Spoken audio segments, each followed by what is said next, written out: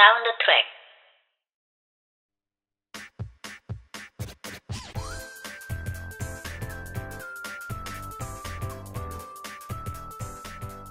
안녕하세요. 저는 H고요. 여러분이 듣고 계시는 이 라디오 방송은 사운드 트랙입니다. 자, 제 17회입니다. 가을 정취 다들 잘 만끽하고 계신가요?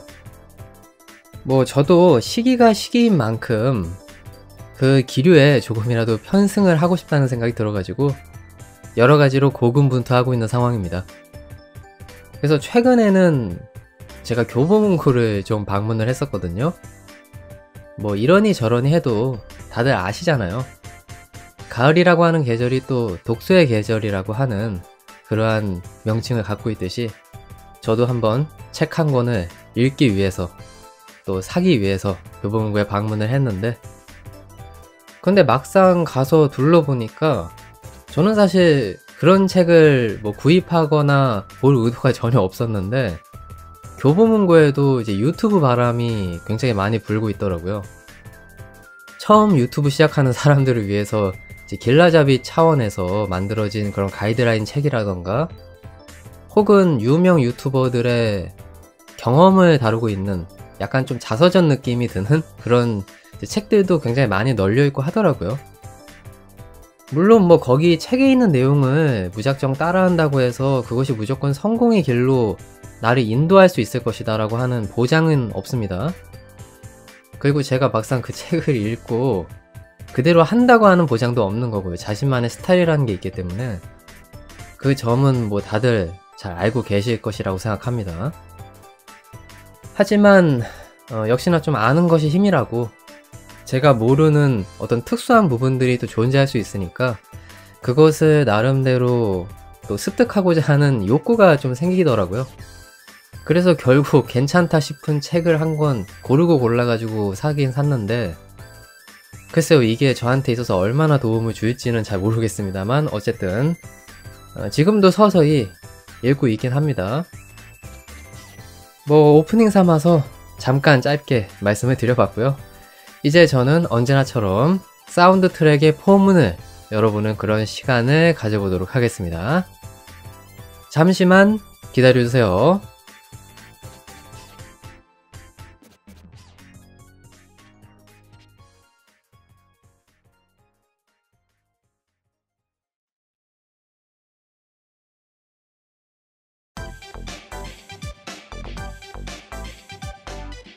꿀 같은 날에는 꿀꿀한 작품 어떠신지요? 리뷰 비스무리한 그것, 사운드 트랙의 꿀잼 셀렉트 시간입니다.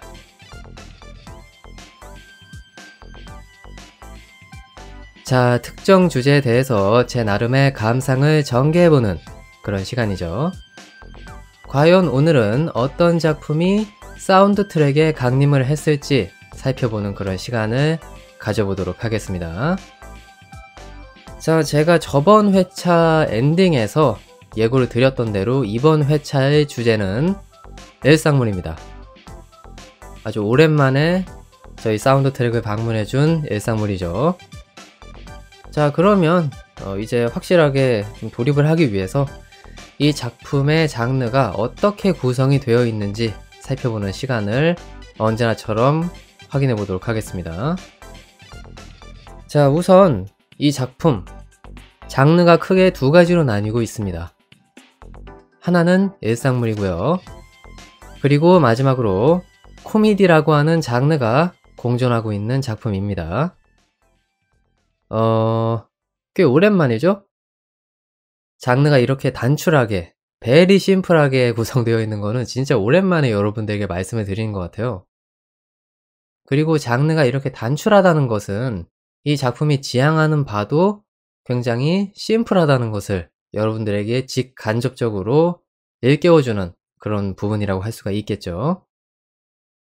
자, 이 정도로 장르의 소개를 마치면 될 것 같고요. 이 작품의 중심 소재가 무엇인지 여러분들에게 말씀을 드리겠습니다. 자, 이 작품 어떠한 내용으로 구성이 되어 있을까요? 제가 정리한 바로는 대략 이렇습니다.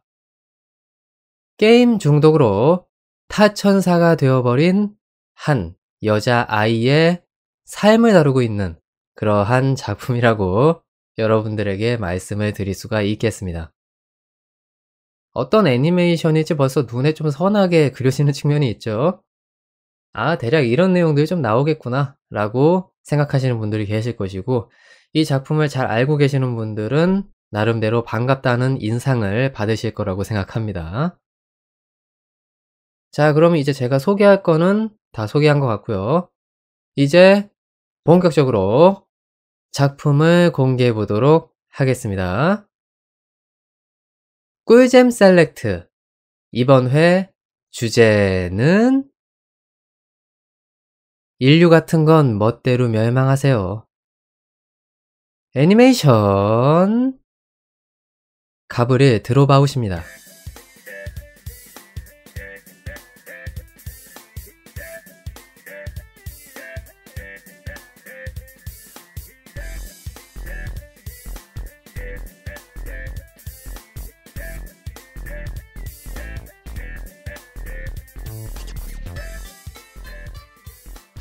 천사학교 수석 졸업생이 인간계에 찾아왔다. 하지만 인간계에 너무 푹 빠진 나머지 학교를 땡땡이 치며 온라인 게임 삼매경, 방종한 나날들, 그렇게 나태하고 쓸모없는 천사, 일명 타천사로 변해버린 가브릴은 모든 인류를 행복하게 하겠다는 목표를 잇고 계속 오락거리를 만끽하겠다는 맹세를 한 것이었다.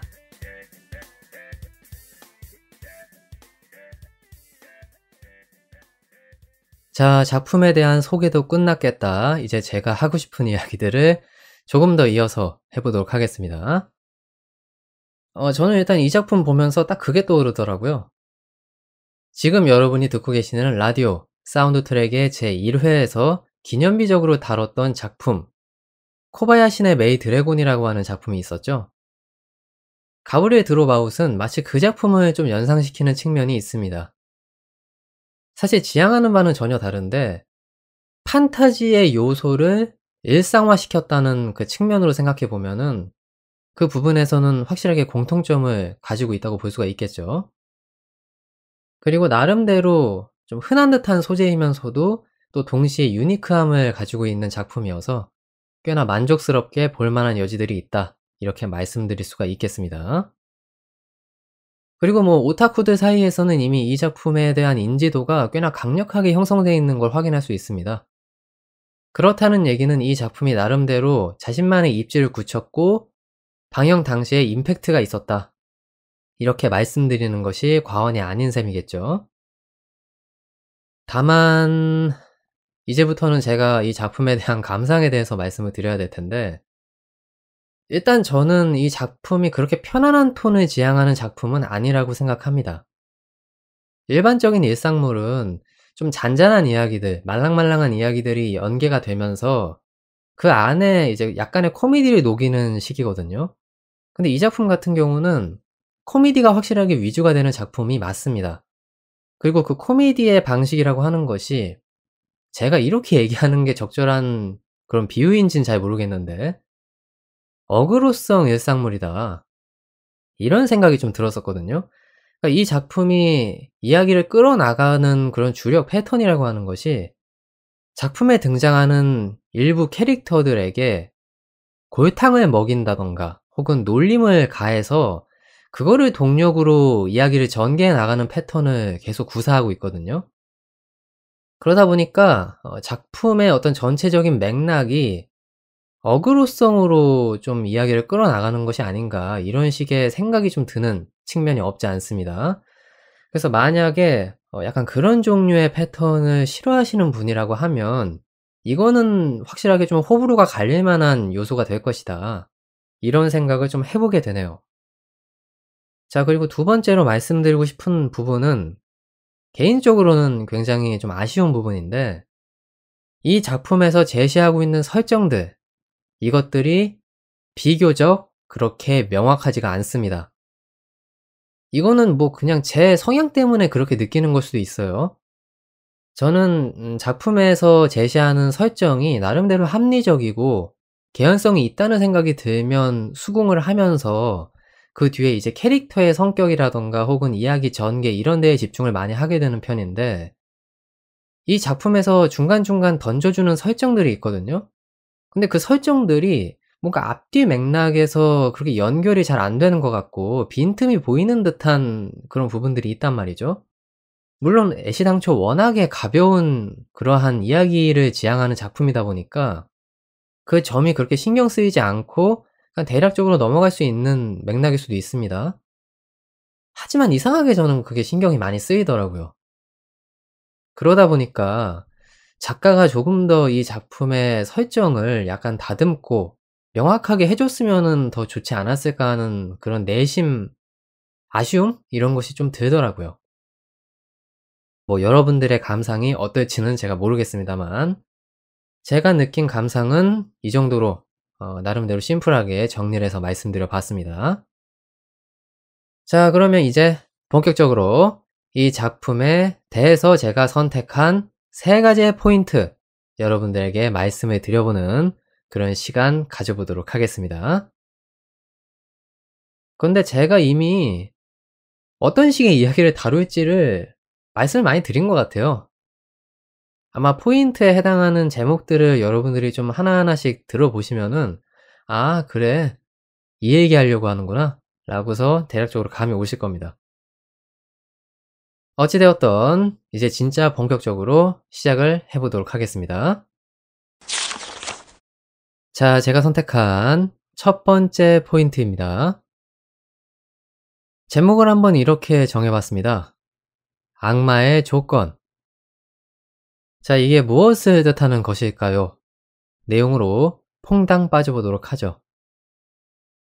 제가 이 주제를 가져오게 된 가장 결정적인 이유가 7회에서 보였던 악마인 비네트의 행동 때문에 도저히 의문점이 머릿속을 맴돌아서 이거를 가져오지 않을 수가 없더라고요. 그래서 한번 여러분들에게도 함께 말씀을 드려보는 시간을 가지는 건데, 대략적인 내용이 이렇습니다. 악마인 비네트는 악행에 대한 실적이 없다는 이유로 생활비가 감면이 되는 상황을 맞이하게 됩니다. 그래서 본인이 실적을 위해서 악행을 해야 된다라고 하는 생각은 가지고 있는데 어떤 악행을 저질러야 되는지에 대한 개념이 전혀 없는 이러한 모습을 보이거든요.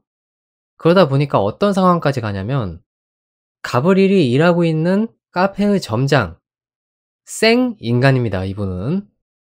이 분에게 본인이 어떠한 식의 악행을 저질러야 되는지 상담을 하는 지경에 이르거든요. 근데 저는 이게 도저히 납득이 되지 않는 측면이 있어 가지고 추리를 하기도 하고 고심도 많이 했었거든요. 근데 아무리 생각해도 뭔가 명확한 답이 나오질 않아 가지고 여러분들에게 답변을 구하는 차 이렇게 말씀을 드려봅니다. 일단 제가 방금 말씀드렸던 것처럼 작중에 등장하는 악마들은 악행에 대한 개념이 전혀 없는 듯한 이러한 모습을 계속 보이고 있단 말이죠. 그러다 보니까 작중의 세계관에서 과연 악마들이 행하는 악행의 기준이 정확히 무엇일까? 거기에 대한 의문이 샘솟을 수밖에 없는 건데, 일단 작품상에서 찾아보고 찾아보면 악행의 기준점이 될 만한 행동들이 나오긴 나옵니다.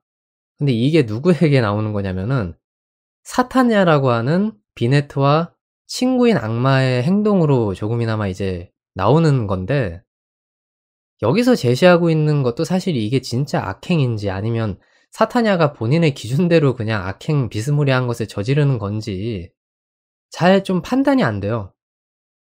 분리수거를 제대로 하지 않고 그냥 쓰레기를 버립니다. 아마 이것이 사타냐가 저지른 악행 중에서 가장 명확한 악행이 아닐까 이런 생각이 좀 들거든요. 그만큼 이 작품에서는 악행을 제대로 다루지 않고 있습니다. 다만 사타냐가 저지른 악행을 제외하겠습니다. 이것을 제외하고 나서 그렇다면 이 캐릭터가 평가한 악행의 종류는 무엇인가? 여기에 대해서도 우리들이 좀 생각을 해보긴 해야겠죠. 그래서 작품에서 등장했던 그 평가 기준들을 좀 살펴보면 학교에 지각을 하는 행위, 그리고 수업 시간에 몰래 게임을 하고 있는 행위가 있습니다. 마지막으로 교과서에 낙서를 하는 행위, 이것들을 사타냐는 A급 악행이라고 정의를 내리고 이 행위를 하는 가브릴이 굉장히 대단하다는 식으로 얘기를 하거든요. 근데 이게 우리들이 뭐 서브컬처에서 접하는 악마든 혹은 뭐 영화나 드라마, 다른 여러 가지 문화권에서 접하는 그 악마의 행위랑 비교를 해 봤을 때 너무 좀 얼토당토 않고 난이도가 낮고 악행답지 않은 악행이잖아요. 그러다 보니까 좀 김이 빠지고 '이게 진짜 작품상에서 제시하고 있는 악마의 악행인 것일까?' 여기에 대한 그 의문을 도저히 떨쳐낼 수가 없다는 거죠. 근데 우리는 여기서 정확하게 비교할 만한 것들을 비교해 봐야 됩니다.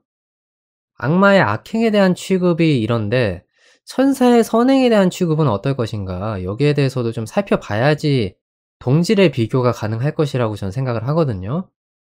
그래서 거기에 대해서도 약간 소개를 해 드리면 이거는 가브릴이 타천을 하기 전에 행했던 선한 행동들에서 좀 힌트를 얻을 수 있다고 보는데, 일단 1 회에서 나왔던 것이 아이들이 노는 공터가 있잖아요.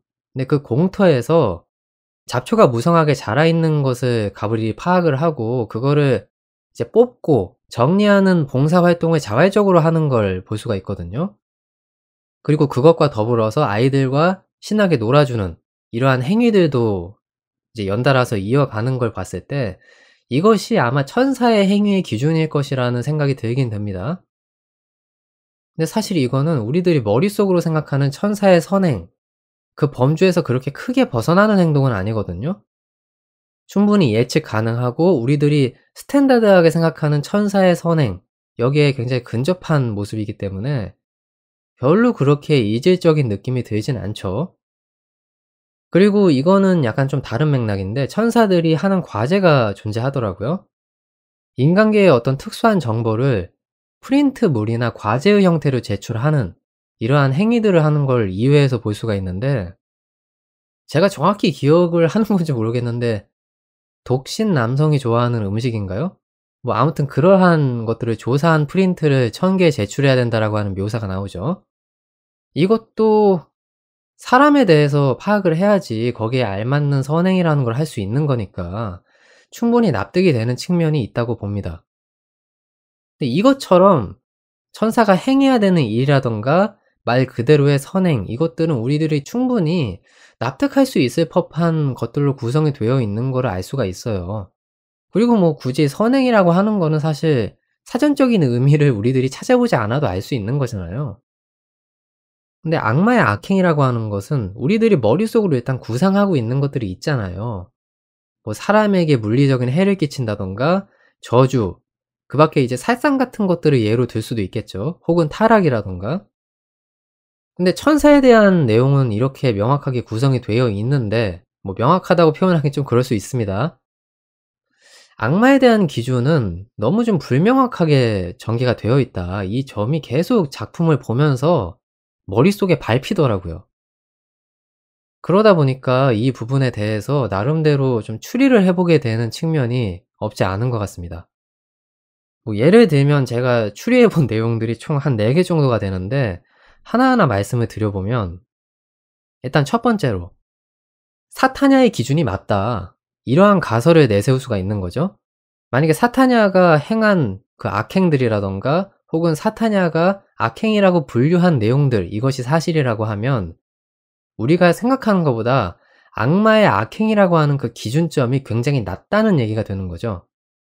사람에게 직접적으로 해를 끼치기보다는 간접적으로 해를 끼치는 그러한 행위조차도 악행으로 분류가 되기 때문에 악마들에게는 실적에 해당한다. 이런 식으로 얘기가 전개될 수가 있는 건데, 만약에 이게 사실이라고 하면은 저는 좀 김이 많이 빠질 것 같아요. 왜냐면 이 설정이 들어가는 순간 이 작품의 분위기는 굉장히 소프트해질 수밖에 없거든요. 물론 이 작품이 가벼움을 지향하는 작품이고 그 분위기가 오히려 맞아떨어질 수도 있습니다. 하지만 아무리 생각해 봐도 악마의 악행이라고 하는 거는 여기에서 조금 더 난이도가 있는 그 정도의 행위여야 된다고 저는 생각을 하거든요. 그래서 개인적으로는 이 설이 좀 안 맞았으면 좋겠다는 생각이 드는데 뭐 어쨌든 가능성은 가능성이니까요. 살짝 소개를 좀 해 드려 봤고 그다음에 이제 두 번째 어떤 시선이라고 하는 거는 애초에 사타냐랑 비네트는 마계에서 열등생에 해당하는 캐릭터인 거다. 이런 식으로 또 추리를 해볼 수가 있죠. 워낙에 열등생에 해당하는 캐릭터다 보니까 본인들의 전문 분야라고 할 수 있는 악행에 대한 개념조차 머릿속에 제대로 담아내고 있지 않은 이러한 인물들이라는 식으로 우리들이 추리를 해볼 수가 있는 건데 이 얘기도 어찌 보면 맞아떨어질 수도 있어요. 하지만 뭐 비네트라고 하는 그 캐릭터의 성실함과 사타냐는 계속 본인이 유능한 악마라는 식으로 자꾸 자신을 띄우고 그 악마에 해당하는 행위를 하려고 하는 그러한 인상이 남아있는 캐릭터로 우리에게 생각이 되고 있기 때문에 이 접근이 사실 맞는지도 잘 모르겠습니다. 열등생이라고 하면은 사실 맞아떨어져 가는 맥락들이 많이 있습니다.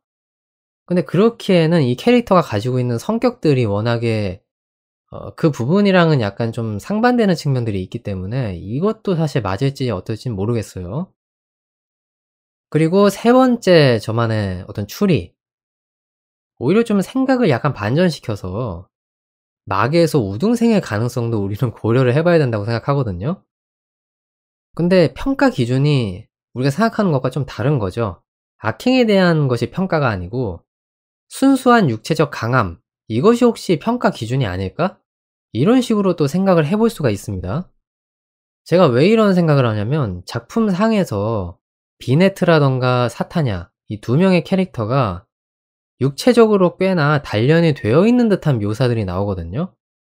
비네트 같은 경우는 일단 순수하게 방안을 날려버릴 수 있을 정도의 전투력을 가지고 있고 포크를 표창처럼 던지는 이러한 행위를 서슴없이 잘하는 그러한 캐릭터로 중간중간 묘사가 됩니다. 그리고 사타냐 같은 경우는 사실 악마적인 강함은 잘 모르겠는데 운동신경이 굉장히 좋다라고 하는 그러한 작중의 행적들이 묘사가 많이 되거든요. 그래서 그런 것들로 생각을 해 보면 악행에 대한 것이 평가 기준이 아니라 육체적인 강함이 악마의 평가 기준이고 그렇기 때문에 이 두 명은 사실 우등생일 수 있다라는 식으로 전개가 되는 거죠. 근데 역시나 이것도 미지수입니다. 자 그럼 세 가지의 시선을 말씀드렸고 한 가지의 시선을 더 말씀드려 볼 건데 제가 생각할 때 이 전개가 맞다면 작품의 방향성이 굉장히 급선회할 수 있는 여지를 마련할 수 있다고 봅니다. 바로 천계와 마계가 실제로 이제 전쟁 준비를 하고 있는 것이 아닐까 이러한 약간 폭풍전야의 시선인 거거든요. 물론 마계랑 천계가 사이가 나쁘냐 좋냐에 대한 묘사가 그렇게 직접적으로 나온 적은 없습니다. 하지만 작품상에서 볼 수 있듯이 천사와 악마가 인간계로 내려가서 인간에 대해서 공부를 하는 거잖아요. 그리고 인간에 대한 공부가 끝나면 아마도 다시 본래 자신들이 속한 그 지역으로 돌아가겠죠. 이제 병사들을 양성해서 인간계로 그 병사들을 투입하는 식으로 약간 전쟁을 준비하는 그런 일촉즉발의 상황을 굉장히 스무스하게 표현하고 있는 것이 아닐까 이런 생각이 드는 측면도 있거든요. 하지만 이거는 사실 뭐 어디까지나 가설인 거고 말이 되지 않는 설정이라고 저도 생각을 합니다. 왜냐하면 인간에 대해서 공부한다는 차원으로만 접근을 하면은 생활비가 깎인다든가 악마에 대한 실적이 없다고 거기에 대해서 태클을 거는 그러한 이유 자체가 아예 사라지는 거잖아요. 그렇기 때문에 말이 안 되는 건데 개인적으로 저는 만약에 이 작품이 약간 좀 방향성을 틀어서 뭐 그런 작품들이 있잖아요. 마법선생 네기마처럼 원래는 학원 일상물이었는데 이제 전투물 비스무리하게 분위기가 바뀌어서 작품의 어떤 장르가 급선회하는 이러한 이제 형태들을 볼 수가 있듯이 가브리엘 드롭아웃에서도 약간 그런 냄새를 풍기는 이러한 설정이 약간 가미가 될 수도 있겠다라는 식의 그냥 우스갯스러운 추측인 거죠. 뭐 전혀 가능성은 없다고 생각하는데 이런 식의 스토리면은 굉장히 좀 시리어스한 전개로도 갈 수가 있겠구나라는 식으로 좀 생각을 해 봤습니다. 뭐 여러분들에게 여러 가지 잡다한 이야기를 해 봤는데 명확한 건 없네요. 뭐 돌려 돌려 얘기하긴 했는데 결론적으로 말씀을 드리면요. 이 작품의 설정이 좀 부실하다 이 얘기입니다. 악마에 대한 설정에 대해서는 거의 서술을 하고 있지 않다는 부분을 개인적으로 좀 꼬집고 싶었고, 이 부분이 굉장히 안타까움으로 다가올 만한 분들도 많을 것이다, 이런 생각이 들어 가지고 첫 번째 포인트로 말씀을 드려 봤습니다. 자, 과연 여러분들의 시선은 어떠하신지요? 함께 고민해 보는 시간 가져보도록 합시다. 자, 제가 선택한 두 번째 포인트입니다. 게임은 질병이다? 라고 하는 제목을 달아봤는데요. 자, 이 작품을 보시면은 뭔가 좀 오타쿠를 까는 것 같은 느낌이 없지 않게 드는 게 사실입니다. 마치 제가 라디오상에서 한번 다룬 적이 있던 작품이죠.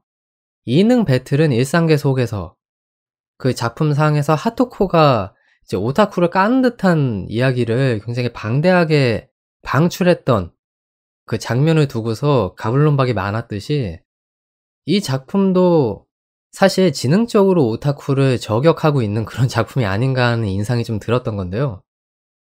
뭐 일단 까놓고 얘기해서 학교에서 수석 자리를 차지했던 천사가 그냥 끝도 없이 타락해버린 내용을 담아내고 있는 작품이지 않습니까? 이런 것들로 미루어 봤을 때 게임 중독의 심각성을 우리에게 설파하는 듯한 약간 그런 인상을 받을 수도 있는데, 저는 사실 처음 이 작품 봤을 때 어떤 느낌을 받았었냐면, 천사라고 하는 그 캐릭터들이 자신들의 어떤 직업의 다양함과 자유가 없이 무조건적으로 천사의 일을 행해야 된다라고 하는 그 정해진 삶에 대한 어떤 회한이 담긴 연출이 아닌가 하는 생각을 좀 했었거든요. 그래서 가브릴이 계속 앞만 보고 달려오다가 즐길 거리들이 존재하고 또 자신이 그냥 수석 천사로서의 그 중압감? 이런 것들을 좀 감소시키는 차원에서 비행을 저지르고 있는 것이 아닐까, 이런 식으로 생각을 했었는데, 그런데 이제 설을 맞이해서 캐릭터들이 본인의 고향으로 귀향을 하는 이러한 이제 연출들이 좀 나왔었죠. 거기서 보니까 마계 같은 경우는 뭐 빵집 하는 사람도 있고, 청계 같은 경우에는 집사하는 사람도 있고, 이런 걸 보면은 딱히 천계 마계도 직업의 귀천이라는 게 존재하지 않고 본인이 하고자 하는 일을 할 수 있는 분위기인 것 같았거든요.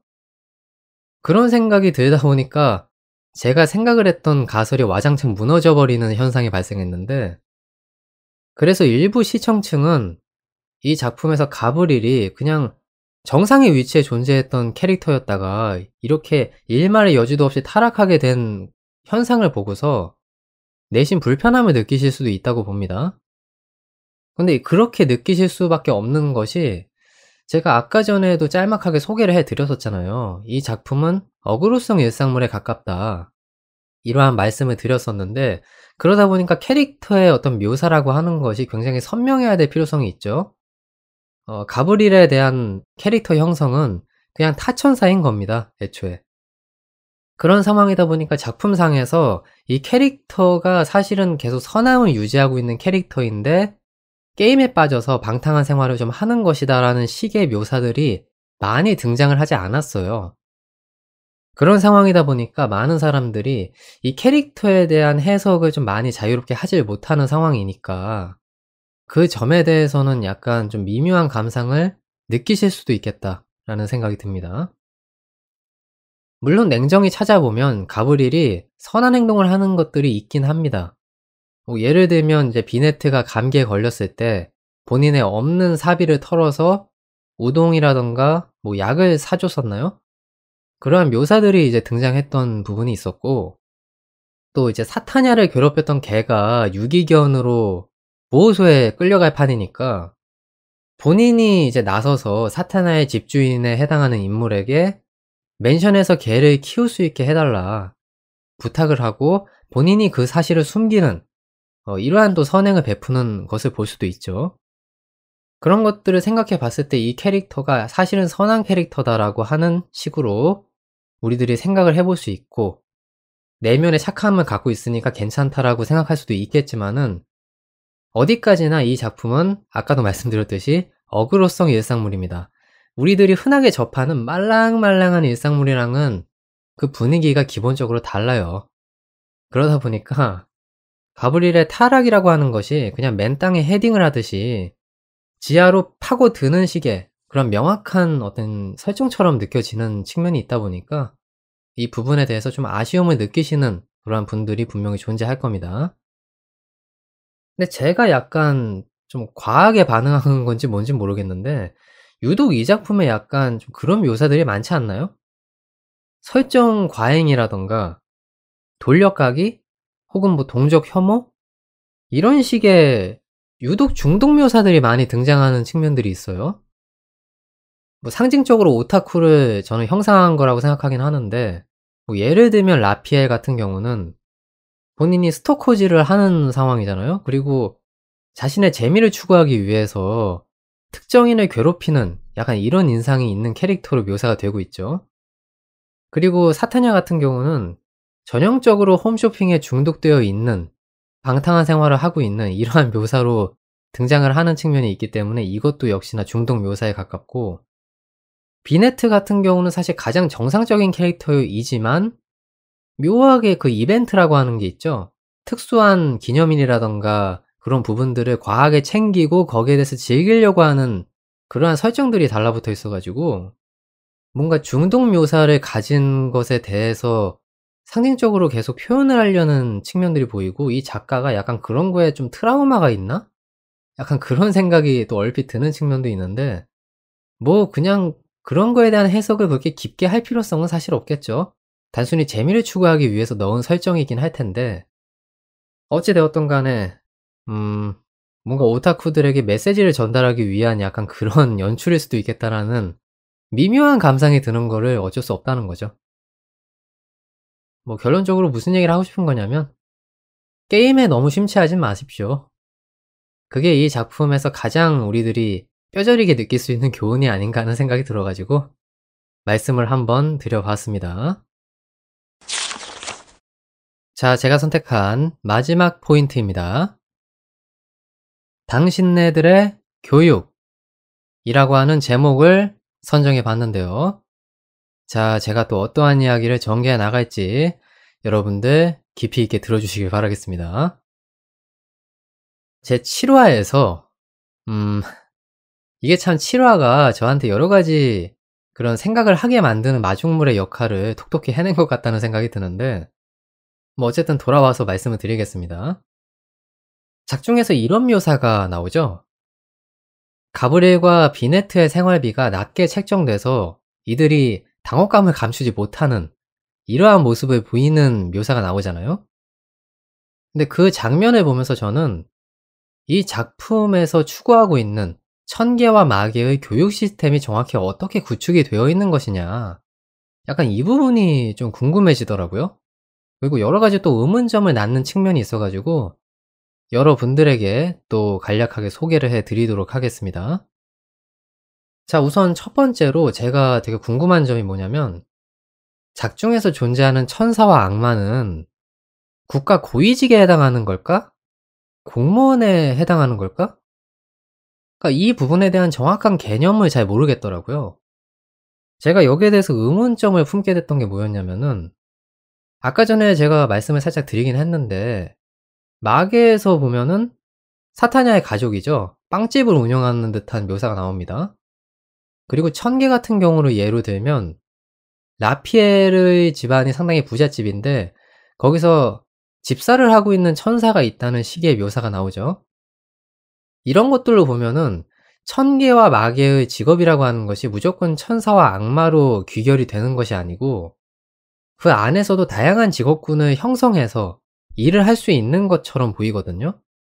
그렇다면 오리지널 천사에 해당하는 인물과 오리지널 악마에 해당하는 그 인물들이 가지고 있는 그 직업적인 부분, 일종의 엘리트 코스가 아닐까? 라는 식으로 이제 생각을 해보게 된다는 거죠. 근데 그 부분에 대한 것이 명확하게 등장하질 않고 있는데 아무래도 만약에 이 가설이 맞다면 천개의 수석에 해당하는 가브리엘과 차석에 해당하는 라피엘이 천사라고 하는 직업군에 속할 가능성이 굉장히 높아지는 측면이 있는 거죠. 다만 어디까지나 이 부분은 추측에 해당하는 부분이고 미지수이기 때문에 작가가 이 부분에 대한 묘사를 좀 해 주면 좋지 않을까 이런 생각이 또 얼핏 듭니다. 자, 그리고 이것과 연동돼서 이제 교육 시스템을 본격적으로 살펴보면 유학이라고 하는 개념이죠. 인간계에 내려가서 천사와 악마가 인간에 대해서 배워오는 거니까요. 근데 이것이 의무 교육일까? 아니면 엘리트들만 밟는 코스일까? 여기에 대해서도 역시나 좀 궁금증을 자아내는 측면이 있습니다. 이것은 제가 아까 첫 번째 포인트에서 말씀을 드렸던 비네트와 사타냐가 열등생이냐 혹은 우등생이냐 여기에 대한 가설에서 이제 추측을 해 봐야 되는 부분인 거죠. 그리고 동시에 천 개의 인물에 해당하는 가브리엘의 후배 타프리스인가요? 그 캐릭터도 역시나 엘리트인지 아니면은 열등생인지에 대한 그 판단을 할 수가 없는 상황이어 가지고 이 부분이랑 같이 좀 연동이 될 거라고 생각합니다. 하지만 한 가지 우리가 알 수 있는 부분은 이렇게 유학을 온 캐릭터들은 확실하게 평가를 받고 있다. 이 부분인 거거든요. 단순히 뭐 인간계에서의 학업에 대한 평가만 받는 것이 아니고 실제로 작품상에서 천사의 행위를 유학 생활 중에도 잘하고 있느냐가 이제 평가 기준인 것을 알 수 있습니다. 아까 말씀드렸던 것처럼 생활비가 책정되는 과정, 예를 들면 인간계에서 인간을 얼마만큼 학습하고 있느냐, 그리고 때때로 천계에서 내주는 과제를 얼마만큼 잘 수행을 하고 있느냐, 그리고 가장 근본적인 천사와 악마에 해당하는 행위를 얼마만큼 열심히 수행하고 있느냐, 이것이 그 요소를 구성하는 부분인 거죠. 그리고 여기서 확실하게 페널티가 주어집니다. 제대로 이행을 하지 않으면 생활비가 줄어든다 라고 하는 건데, 근데 이것도 사실 자동평가에 해당하는 건지 수동평가에 해당하는 건지가 제대로 나오질 않아요. 그리고 설정이 너무 뭉뚱그려져서 나옵니다. 예를 들면 제가 이거는 명백하게 작품상 오류 같은 느낌이 좀 들긴 드는데, 실외에서 생활비가 자동으로 아마 재책정이 된 것 같아요. 그런 상황인데 이제 설에 자신의 고향으로 돌아가서 거기서 이제 가브리엘과 라피엘이 본인의 모교에 방문해서 교장 선생님에게 자신들이 인간계에서 어떠한 행위들을 해 왔는지에 대한 브리핑을 가하는 이러한 묘사가 나오잖아요. 근데 작중에서 보면은 교장 선생님이 가브리엘이 타천했다는 사실, 그리고 가브리엘의 생활비가 낮게 재책정됐다는 사실을 전혀 눈치채지 못한 듯한 그러한 묘사가 나온단 말이죠. 그리고 오히려 가브리엘이 얘기하고 있는 얼토당토 않은 이야기를 듣고 생활비를 올려주잖아요. 근데 저는 이게 진짜 납득이 안 됐었거든요. 뭐 기계적으로 재책정이 되는 과정이 자동이라고 하면은 뭐 모를 수 있다는 식으로 생각할 수도 있을 텐데, 그래도 천사학교 수석에 해당하는 인물이 생활비가 낮게 떨어지고 평가 항목에서 낮은 점수를 받았다라고 하면 당연히 교장 선생님한테도 그 언질이 가해지지 않겠습니까? 혹은 뭐 그들이 방문할 때쯤에 교장 선생님한테 브리핑을 하러 갈 정도면 거기에 대한 정보는 최소한으로 교장 선생님에게 전달이 되겠죠. 그런데 교장 선생님은 그 부분에 대해서 전혀 알지 못한다는 식으로 작중에 언급이 되었단 말이죠. 이 부분은 도저히 납득이 안 되는 것 같아요. 그리고 앞서서 제가 말씀드렸던 그러한 교육 시스템적인 부분에 대한 의문이랑 맞물려서 이 작품의 좀 근본 자체가 약간 흔들리는 듯한 그런 느낌을 좀 저는 받았었거든요.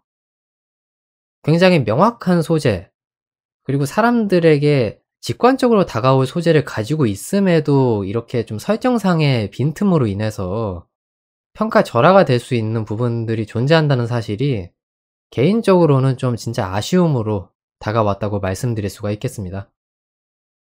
뭐 모르겠습니다. 저는 역시나 애니메이션만 봤기 때문에 원서 같은 경우에는 이 부분이 제대로 서술이 되고 있는지는 잘 모르겠어요. 하지만 애니메이션 상에서의 내용이 원서를 아마 충실하게 따르고 있을 가능성이 높다고 저는 생각을 하는데, 이 부분에 대해서는 뭐 역시나 좀 아쉽다는 그 감상을 떨쳐내기가 힘드네요. 자, 그러면 이제 꿀잼 셀렉트는요, 여기서 마무리를 지어 보도록 하겠습니다. 뭐 작품상에서 아쉽게 느껴졌던 부분은 아쉽게 느껴졌던 부분이고요.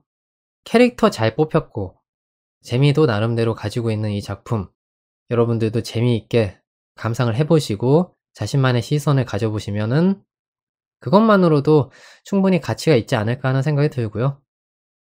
혹시라도 제가 방금 꿀잼 셀렉트에서 소개했던 여러가지 의문점들, 이 의문점들에 대해서 정확한 해답을 가지고 계신 분이나 나름대로 재미있게 추측한 부분이 계신다면 저한테 말씀을 해주시면 감사하겠습니다. 자, 그러면 저는 첫 번째 단락을 여기서 마무리하고요.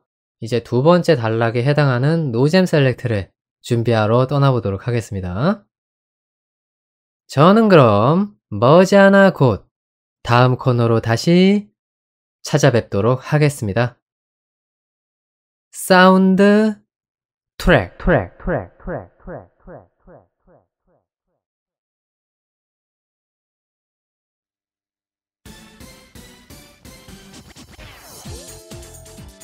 잼 없는 날에는 잼잼한 펀치 어떠신지요?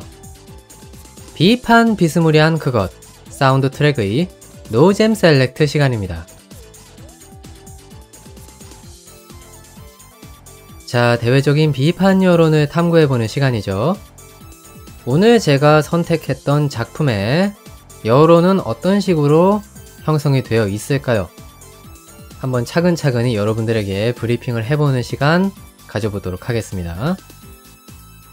자, 우선 이 작품 가브리엘 드롭아웃은 정체성이 사실 캐릭터에 맞춰져 있다고 보는 시각이 많은 것 같습니다. 그리고 이 부분을 긍정적으로 보시는 측과 부정적으로 보시는 측, 양쪽 모두가 암묵적으로 동의하는 측면이 있습니다. 근데 이게 과연 긍정적인 신호일까요? 여기에 대해서 좀 생각을 해봐야 되는데, 기본적인 여론은 사실 캐릭터에 맞춰져 있다는 평가가 많다 보니까 스토리에 대한 저평가가 많이 이루어지고 있는 그런 작품인 것처럼 보입니다. 물론 긍정적인 의견을 가지고 계신 분들은 스토리도 재밌고 캐릭터들도 좋고 이런 식으로 후하게 평가를 많이 해주시지만, 일반적인 눈으로 그냥 재밌게 봤어요 라고 하는 층이라던가 혹은 이 작품에 대해서 비판을 가하시는 그런 분들의 의견을 살펴봤을 때 스토리가 좀 부실한 거 아니냐, 이런 식으로 생각하시는 분들이 많은 것 같더라고요. 그래서 거기에 대해서 말씀을 드려보려고 관련 시선들을 좀 찾아왔습니다. 다만 제가 지금 말씀드리는 걸로만 보시면 굉장히 부정적인 여론이 팽배해 있는 작품처럼 여러분들이 느끼실 수가 있잖아요. 하지만 실제로 작품의 분위기는 전혀 그렇지 않고요. 애초에 유명세를 탄 작품인 만큼 긍정 여론이 상당히 많은 것을 확인할 수가 있습니다. 그 부분에 대해서 여러분들이 확실하게 생각을 해주시고 그 뒤에 노잼 셀렉트를 들어주시기 바라겠습니다. 자, 그러면 제가 말씀드릴 건 다 말씀드린 것 같고요. 이제 본격적으로 여러분들의 시선을 탐구해보는 그런 시간을 가져보도록 하겠습니다. 애니메이션 가브리엘 드롭아웃을 감상한 당신, 무슨 생각하니?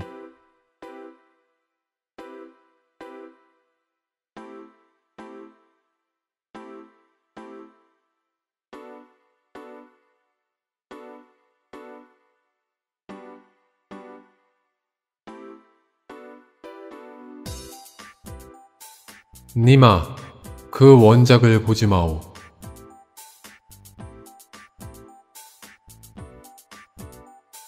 우리 캐릭터들 참 귀엽죠?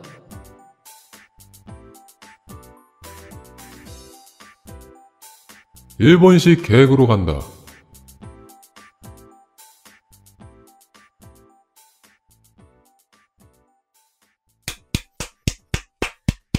예, 잘 들었습니다. 이것이 바로 당신네들의 시선이었습니다. 자, 여러모로 여러분들의 비판 여론을 취합해본 그러한 구성인데요. 여러분들이 어떻게 받아들이실진 모르겠지만 최대한 여러분들에게 유익한 그러한 내용들을 좀 설파하기 위해서 노력을 많이 해보겠습니다. 자, 그러면 본격적으로 돌입을 해보도록 하죠. 자, 여러분의 첫 번째 시선입니다. 애니메이션이 원작을 초월한다는 의견, 그리고 원작이 기본적으로 괜찮은 작품이 아니라는 식의 의견, 이 두 가지가 교차하는 시선이라고 볼 수가 있겠습니다. 자, 그래서 뭐 대략적인 감상평이 이렇습니다. 원작을 보신 분들에 해당할 거예요. 만화판으로 제작이 된 이 작품의 근본, 즉 원작은 애니메이션 그 이하의 품질을 보여주고 있는 작품이다 라는 식의 아주 원색적인 비판이 가해지고 있는 그런 현장을 여러분들이 목도할 수 있을 거라고 보는데요. 이거는 사실 작품에 대한 직접적인 비판이라고 얘기하기가 조금 미묘할 수도 있습니다. 그러니까 참 이런 경우들이 생각보다 많아서 우리들이 흔히 많이 겪는 여론인 거잖아요, 사실. 애니메이션을 보고 굉장히 기대를 많이 했는데 막상 원서를 사서 보면 그다지 애니메이션보다 구성이라던가 연출 이런 부분들이 뛰어나지 않아서 재미가 반감된다. 이런 식의 이제 의견을 남기시는 분들이 꽤나 있죠. 그러다 보니까 이 작품도 비스무리한 여론들이 형성되어 있고 애니메이션 제작사가 동화공방이죠. 이곳을 찬양하는 야, 이 작품을 이렇게 애니메이션화했어? 라는 식으로 이제 이야기하시는 그런 부분들도 있었습니다. 저는 사실 이게 일상물 애니메이션이 가지고 있는 통과 의례적인 시련이다 이런 식으로 생각을 하는데 뭐 비슷한 경험이 있는 작품들이 이미 있죠. 아까 말씀을 드렸듯이 뭐 굳이 예를 든다면 쿄엔이 발 애니메이션 럭키스타라던가 케이온 이런 작품들이 비스무리한 시련을 겪었던 걸로 저는 알고 있고요.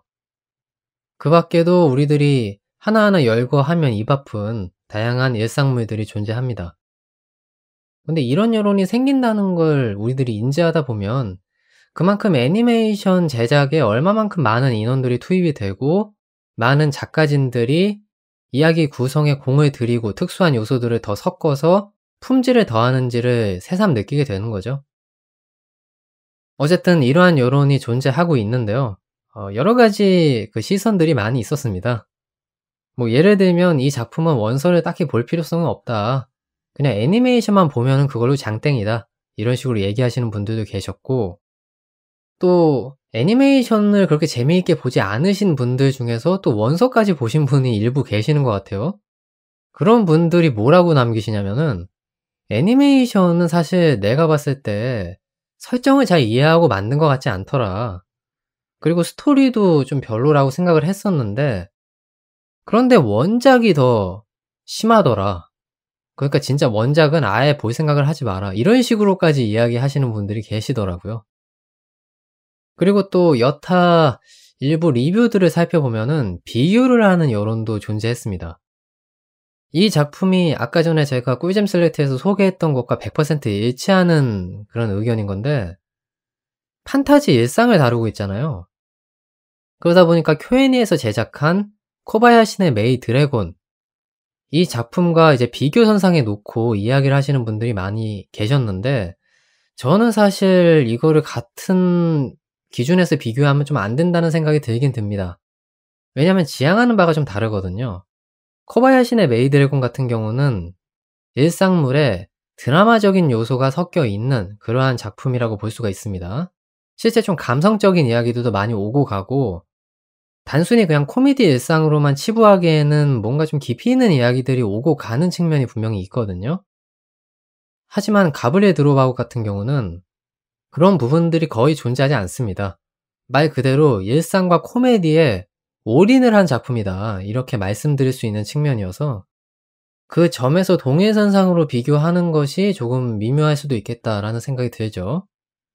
다만 이 여론으로 우리들이 생각을 해볼 수 있는 거는 코미디에 집중한 일상물보다는 약간의 감성적인 부분 혹은 말랑말랑한 이야기들이 중심이 되는 일상물을 많은 분들이 선호를 더 하시는 것 같다.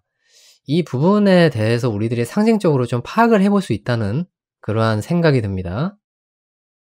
물론 뭐 여러 가지 이렇게 말씀을 드리긴 했는데 아까도 제가 짚고 넘어갔었습니다. 이 작품은 긍정적인 여론이 더 많은 편이에요, 사실. 그래서 이 작품에 대해서 뭐 아주 과한 평가를 남기시는 분들이 뭐 존재할 수도 있겠지만은 거의 대부분의 시선이라고 하는 거는 "준수한 킬링타임용 작품이다." 이렇게 평가하시는 분들이 상당히 많더라고요. 그래서 이 여론이 주류 여론이 아니라는 거를 좀 환기시키는 차원에서 말씀을 드려보는 거고요. 하지만 기본적으로 원작이 좀 천대받는 분위기인 거는 사실인 것 같습니다. 자세한 거는 여러분들이 직접 관련 게시물이라든가 대형 커뮤니티의 정보글에 굉장히 많은 그런 여론들이 형성되어 있는 걸 확인할 수 있거든요. 지금 제가 소개해 드린 것과 밀접한 관련이 있는 그러한 여론들이 정말 다수 존재했는데 직접 확인을 하시거나 원서를 감상하시는 것이 맞겠죠. 자신만의 시선을 가지는 건 굉장히 중요한 거니까요. 다만 다수가 이렇게 얘기하는 측면이 있다라고 하면 어느 정도 새겨 들을 필요성은 있는 것 같습니다. 뭐 여러분들의 선택이 어떠하시든 저는 그거를 그냥 소개해 드릴 뿐이네요. 참고로 제 의견을 말씀드리면은 참 좋겠는데 원서를 감상하지 않았기 때문에 그냥 넘어가도록 하겠습니다. 예, 입장이 존재할 수가 없습니다. 자, 여러분의 두 번째 시선입니다. 이 작품의 캐릭터가 귀엽다 라는 식의 여론인데요. 이거는요 조금 더 직접적으로 설명할 필요성이 있을 것 같습니다. 이게 일단 긍정 여론일 수도 있는데 동시에 부정 여론으로 작용을 합니다. 어떤 식으로 얘기를 많이 하시냐면 이 작품은요 그냥 귀여운 맛으로 보는 작품이에요 라는 식의 아주 원색적인 비판을 가하시는 분들이 존재합니다. 그리고 이 여론이 생각보다 많이 빈번하게 화두로 뛰어오르는 그런 것들을 볼 수가 있거든요. 그러니까 참 미묘한 영역인 겁니다. 사실 제가 라디오상에서도 몇 번 말씀을 드렸던 걸로 기억을 하는데 띄울 수 있는 마스코트 캐릭터가 작중 존재한다는 거는 정말 엄청난 성공인 거거든요, 사실. 그러한 캐릭터를 제작하지 못했기 때문에 실패의 쓴맛을 맛보는 그런 작품들이 꽤나 있단 말이죠. 근데 이 작품은 띄울 수 있는 캐릭터를 명확하게 만들어냈단 말입니다. 그런데도 불구하고 사실 이러한 여론들이 존재한다는 거는 정말 이 작품에게 있어서는 뼈가 아픈 겁니다. 보통의 작품들을 생각해보면 마스코트 캐릭터가 하나 존재하면 그 캐릭터를 동력으로 해서 다양한 스토리들을 이제 전개해 나갈 수가 있는 것이거든요. 그런데 이 작품은 그 이점을 제대로 활용하지 못하고 있다는 어떤 반증의 시선이라고 볼 수가 있는 것이기 때문에 참으로 좀 안타깝다는 생각이 듭니다. 그래서 이 작품의 부정 여론이 진짜 본격적으로 살펴보면 어떤 식이냐면 차별점이 캐릭터 말고는 존재하지 않는다. 이런 식으로까지 표현하시는 분들이 꽤 계세요. 그리고 동시에 이 부분은 설정과 스토리에 대한 비판이라는 사실을 우리들이 짚고 넘어가지 않을 수 없는 거죠. 근데 저는 사실 이 비판들을 보면서 어떤 걸 떠올렸었냐면요. 저랑 비슷한 세대이시라면 한참 이제 인터넷이라는 게 화두에 떠오르고 엽기라고 하는 키워드가 엄청난 유행을 탔던 시기가 있었어요. 그리고 그때 당시에 함께 떴던 브랜드가 뭐였냐면 바로 플래시 애니메이션입니다. 그런데 초창기에는 진짜 플래시 애니메이션의 질이 높았어요. 재미도 잡으면서 동시에 캐릭터들도 인기가 구가되는 측면이 있어서 그걸로 캐릭터 상품들을 찍어내는 경우들이 많았는데 이게 나중에 이제 후기에 가서 어떤 식으로 변질이 되냐면 오직 캐릭터 상품을 찍어내기 위해서 플래시 애니메이션을 제작하는 지경까지 이르렀던 거죠. 그래서 플래시 애니메이션이 어떤 식이었냐면 일단 캐릭터를 하나 잘 뽑아요. 그리고 그 캐릭터가 귀여운 짓을 하는 거를 아무런 스토리나 맥락 없이 플래시 애니메이션으로 제작을 합니다. 그러다 보니까 질이 낮은 플래시 애니메이션들이 양상되는 결과를 가졌고 그래서 플래시 애니메이션이라고 하는 그 매체들이 몰락을 하는 과정을 거쳤죠. 어찌 보면 현재의 오타쿠 시장의 마이너 버전? 그렇게 생각해도 과언은 아닐 것 같습니다.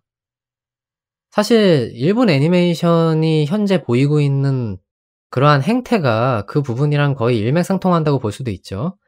캐릭터를 팔아먹기 위해서 애니메이션을 제작하는 그런 지경에 가까운 부분들이 있기 때문에 일단 캐릭터를 깔쌈하게 잘 뽑아내서 그걸로 만화를 제작하고 스토리를 조금씩 부여해서 결국에는 캐릭터 장사를 하는 그런 식의 이제 전략을 사용하는 작가들이 많기 때문에 그것은 역시 자본시장에 투입이 되면은 어쩔 수 없이 그러한 식으로 전개가 되는 것 같아요. 어른들의 사정이라고 하면 어른들의 사정인 건데 뭐 좀 복잡 미묘한 심정을 가지게 만드네요. 근데 뭐 어쨌든 다시 본론으로 돌아오면 캐릭터 말고 차별성이 없다. 이 작품은 귀여운 캐릭터들이 귀여운 짓 하는 거 보는 그러한 작품이다. 라는 식으로 이야기하시는 분들의 시선이 이게 뭐 일방적인 비판이라고 하기보다는 사실 저는 애증이 섞인 여론이라는 생각이 들거든요. 캐릭터가 참 잘 뽑혔는데 스토리라던가 설정이 그 뒷받침을 제대로 못 해주고 있다라고 하는 아쉬움에서 비롯된 여론인 거잖아요, 결국에는.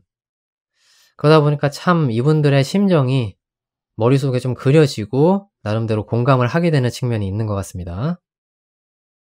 자, 근데 이 정도까지 가면은 사실 이 작품의 스토리가 계속 문제가 된다는 거잖아요. 이 작품을 비판하는 측의 의견으로는요. 그래서 그 부분에 대해서 조명을 하긴 해야 되는데 제가 그거는 사실 아껴두고 있습니다.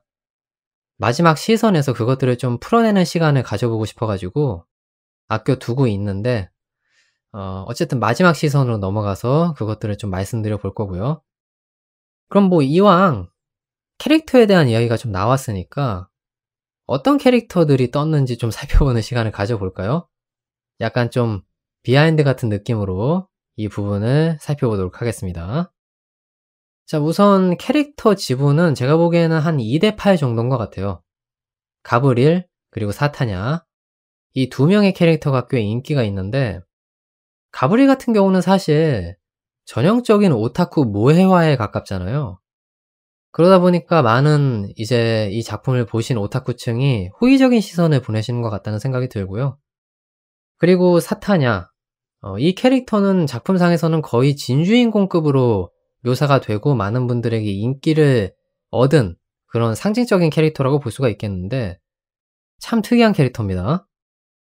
이 캐릭터는 가학 본능과 보호 본능을 동시에 충족하는 진짜 유니크한 캐릭터거든요. 이 캐릭터가 바보스러운 행동을 하거나 하는 걸 봤을 때 막 괴롭히고 싶고 이 캐릭터가 당혹감을 느끼게 만들고 싶고 또 막 울리고 싶은 충동까지 느끼는 그러한 분들도 계시는데 반해서 또 막상 이 캐릭터가 그러한 상황에 놓였을 때 구제를 해주고 싶다던가 이 캐릭터에게 밝은 모습을 되찾아주기 위해서 보호해주고 싶은 이러한 또 양가적인 감정을 동시에 느끼게 만드는 캐릭터란 말이죠. 그래서 그 부분에 있어서 이 캐릭터가 인기를 당연스럽게 얻을 수밖에 없는 것이 아닐까 이러한 생각을 좀 하게 되면서 두 번째 시선을 마무리 지어보려고 합니다. 뭐 저도 개인적으로 사타냐 좋습니다. 사타냐가 가장 이 작품에서 성공한 캐릭터죠. 네, 맞는 것 같아요. 사타냐 최고! 자, 여러분의 마지막 시선입니다. 일본식 개그를 구사하는 작품이다 라고 하는 의견이 있었는데요. 사실 제가 이 의견을 가지고 온 이유는 이 의견이 주류 여론이기 때문에 가지고 온 것이 아니고요. 제가 생각하는 것과 일치해서 이거를 좀 들고 나와 본 겁니다. 그러니까 여기에 대해서 말씀하시는 분이 어떤 식으로 제시를 하셨냐면 일본식 개그를 싫어하면 이 작품이 불후의 영역으로 갈 수가 있다. 이렇게 평가를 하시더라고요. 근데 좀 거슬러서 생각해보면 제가 꿀잼 셀렉트에서 평가했던 내용이 이 작품이 어그로성 일상물이라고 말씀을 드렸잖아요. 그러니까 그 의견이랑 맥락 자체가 일치한다는 거죠.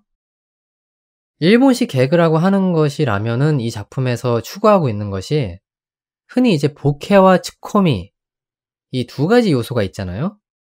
딴죽을 거는 쪽과 딴죽을 받는 쪽의 개그 포인트들 이런 것들이 이 작품의 어찌 보면 주력 패턴이라고 말씀을 드릴 수가 있겠고요. 또 제가 이 작품에서 느꼈었던 그 어그로성 일상물이라고 하는 맥락 이 작품은 말랑말랑한 일상물을 지향하지 않습니다. 뭔가 사건 사고를 유발하는 과정에서 그거를 동력 삼아서 스토리상으로 전개해 나가는 이런 식의 코미디를 지향하는 작품에 가깝거든요. 그러다 보니까 우리들이 흔하게 접하는 일상물이랑은 좀 약간 분위기 자체가 다를 수가 있기 때문에 그 부분이 별로라고 생각하시는 분이라면 이 작품이 그렇게 재미있게 느껴지진 않을 것이다. 이런 생각을 또 하게 되는 측면이 있다는 거죠. 근데 이런 부분들로만 살펴보면은 이 작품의 정체성이 코미디인가라는 생각을 하게 되는데 사실 저는 그렇진 않다고 생각합니다. 이 작품은 일상물과 코미디가 양립하고 있는 작품이 맞습니다. 다만 일상물로 보기에는 또 묘한 측면이 있고 그렇다고 코미디물로 접하기에는 또 묘한 측면이 있는 그러한 작품이어서 약간 어중간하다고 표현하면은 이게 적절한 건진 모르겠는데 그런 부분들 때문에 많은 분들이 좀 묘한 느낌을 받으시는 것 같긴 해요. 오히려 한쪽에 더 올인을 해서 그 부분을 정체성화 시켰으면은 더 나은 작품이 되지 않았을까 하는 약간의 아쉬움이 있는데 이거는 뭐 어찌 됐든 간에 좋아하시는 분들도 계실 것이고 싫어하시는 분들도 계시는 그런 호불호의 영역일 것이라고 생각을 합니다. 그래서 조심스럽게 제 의견을 말씀드리는 거지 이것이 주류 여론이다라는 식으로 말씀드리는 건 결코 아닙니다. 다만 제가 생각하기에 이 작품에서 이제 스토리적인 하자를 만들어내는 그러한 요소가 무엇일지를 좀 생각해 보면은 확실히 코미디 요소들 때문에 그런 부분들이 좀 진하게 우러나오는 측면이 있긴 한 것 같아요. 뭐 예를 들면 당연스럽게도 코미디라고 하면 과장이 많이 들어가야 되잖아요. 그러니까 그런 부분에서 오는 약간의 오바? 그런 것들이 좀 존재하는 측면이 있고 또 캐릭터들이 단색 톤이다? 이렇게 좀 생각이 되는 측면이 있습니다. 이거는 확실하게 여러분들에게 좀 이해를 돕기 위한 설명들이 필요할 것 같은데 풀이해서 말씀을 드린다면 캐릭터에 대한 해석을 용인하지 않는 분위기가 있다? 이렇게 얘기하면 좀 적절할까요? 예를 들면 가브리엘이라고 하는 캐릭터는 그냥 타락한 오타쿠입니다. 그리고 라피엘은 스토커 기질이 있는 겉과 속이 다른 캐릭터 약간 그런 정체성을 가지고 있고 비네트는 그냥 모범적인 학생의 캐릭터 사타냐는 바보 이러한 정체성에서 크게 벗어나는 그런 설정들이 나오지 않는다는 거죠. 우리들이 일반적인 일상물들을 생각해보면 한 캐릭터가 가지는 개성이 꽤 복합적으로 드러나는 경우들이 많거든요. 물론 가장 큰 개성이 첫 번째로 제시가 되지만 그 캐릭터에 대해서 다양한 해석들이 좀 가능할 수 있는 그러한 여러 가지 떡밥들을 던지거나 대사를 던지는 그러한 경우들을 많이 접할 수 있는데 이 작품은 캐릭터들에 대한 해석을 딱히 용인한다는 생각이 들지 않습니다. 그만큼 캐릭터들이 자신의 개성에서 폐쇄성이 짙은 그러한 행동들을 하는 것들을 많이 볼 수가 있기 때문에 그 점에 있어서 약간 좀 아쉬움을 느낄 만한 그러한 여지들이 존재한다는 거죠. 조금 더 직접적으로 표현을 한다면 캐릭터들이 어떠한 행동을 하고 어떠한 반응을 보일지가 대략적으로 그려집니다. 즉 캐릭터들의 속내가 기본적으로 파악이 된다는 거죠. 그 부분 때문에 아마도 이 작품의 스토리 라인이 그렇게 좋게 느껴지지 않는다라고 비판을 하시는 의견이 존재한다고 저는 생각을 합니다. 그래서 작품에 대해서 쓴소리를 하시는 분들의 의견들을 살펴보면 그런 얘기들이 참 많아요. 스토리가 좀 유치하게 느껴지더라. 혹은 전체적으로 뻔한 느낌이 많이 들어서 이 작품을 나는 그렇게 재미있게 보질 못했다 라고 하는 이제 단점들을 콕콕 집어서 말씀하시는 분들이 계시는 걸 보면은 이 작품에서 그 부분들을 보완하기만 하면 나름대로 괜찮은 작품으로 변모를 할 수 있는 그러한 가능성이 열려 있겠구나. 이런 식으로 우리들이 생각을 해볼 수 있다는 거겠죠. 그래서 그러한 부분들에 대한 가능성을 좀 열어놓는 차원에서 우리들이 이 의견들을 나름대로 좀 살펴볼 만한 여지가 있었다. 이렇게 정리를 해보면서 저는 노잼 셀렉트를 여기서 마쳐보도록 하겠습니다. 자, 어떻게 여러 가지로 좀 살펴봤는데 재미있게 들으셨는지 모르겠습니다. 이번 노잼 셀렉트는 제가 좀 구성 면에서 확실하게 방향성을 잡으려고 했던 것이 최근에 생각을 해보면은 계속 긍정이든 부정이든 그냥 주류 여론이기만 하면 가지고 오는 그러한 모습들을 많이 보여드렸는데 이번 작품에서는 대체적으로 좀 비판을 확실하게 좀 챙겨오는 그러한 과정을 거치려고 진짜 노력을 많이 했거든요. 그래서 볼 거 안 볼 거 다 보면서 비판 여론을 긁어왔는데 이것이 여러분들에게 어떤 식으로 느껴질지는 잘 모르겠습니다. 그러면 이제 이쯤에서 확실하게 마무리 지어보도록 하고요. 저는 사운드 트랙의 엔딩에서 여러분들을 마지막 배웅해보도록 하겠습니다. 잠시만 기다려주세요.